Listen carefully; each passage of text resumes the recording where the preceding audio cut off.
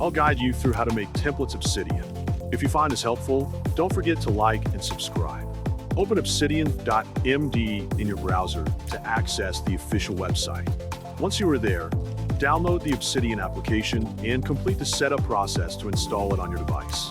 After the installation is finished and your app is ready, open Obsidian and you'll be directed to the home page.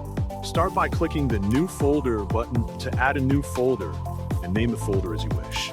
After that, right-click on the folder you just created and select New Note to add a new note inside the folder.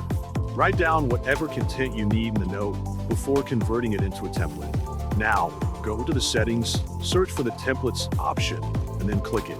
In the template folder location section, select the folder you previously created and then close the settings menu. Next, add a new note by clicking the New Note button beside the New Folder button. After the note is created, go to the left sidebar and click Insert Template. Once a pop-up appears, click on the template that you just made to apply it to the new note.